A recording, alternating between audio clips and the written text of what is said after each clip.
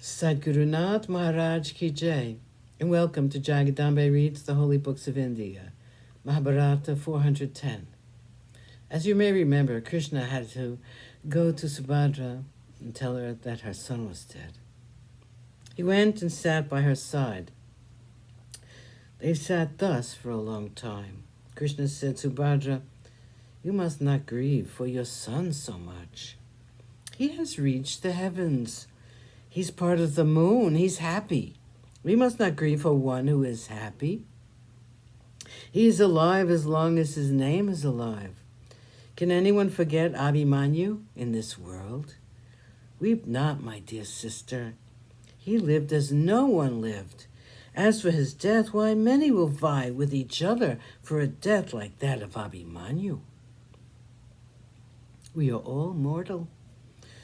We all have to die, but it is not possible to die a grand death as Abhimanyu did.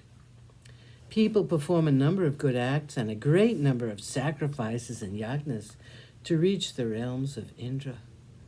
But young Abhimanyu has reached that realm because he's a kshatriya and because he died on the battlefield.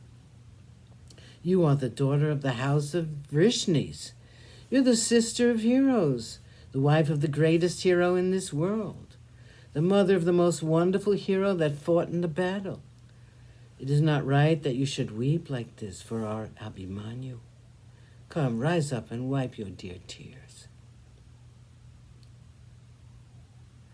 Subhadra heard these words of Krishna. She said, Krishna, you ask me not to weep, but how can I do anything else? When I think of his beautiful face, his lotus eyes, and I think of his dear voice calling me mother, when I think that his body will now be on the battlefield covered by dust and blood, what can I do but weep? When the 5 Pandavas are alive, when the great Arjuna and Krishna were alive, how could this happen to my son? He was great, he was brave, he was gentle and sweet-natured. How could this have happened to him? Krishna, how could you have allowed this to happen to my child? How is it the great Pandavas were not able to protect this child? I thought they were all heroes. I see that I was mistaken. Krishna said, in your grief you're saying these things. My dear sister, Abhimanyu was killed by unfair means. He could never have been killed in fair fight. When I was away with Arjuna, these murderers trapped the child in their deadly vyuha and managed to kill him. How can you say that the Pandavas did not protect him? On the holy field called Kurukshetra, Adharma has been born today. Do you think those men will go unpunished for the vile crime of theirs? You will see it tomorrow.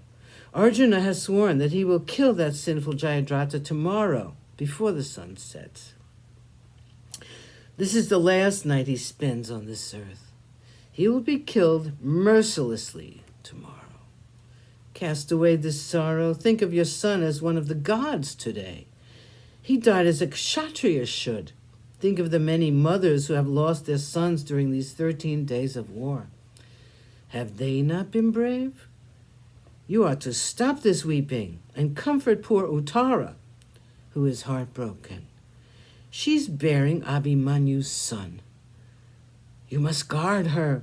You must now be mother to her and wipe her tears.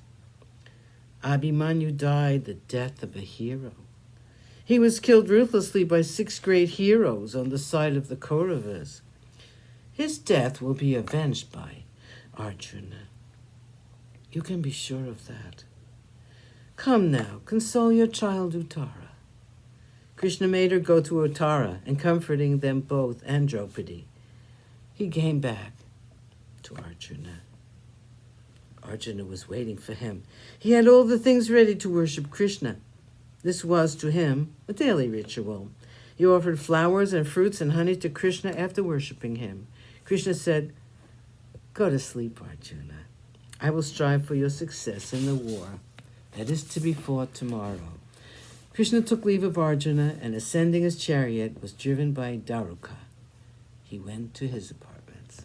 Sadguru Nath Maharaj Ki Jai. Thank you for coming. I hope you come again.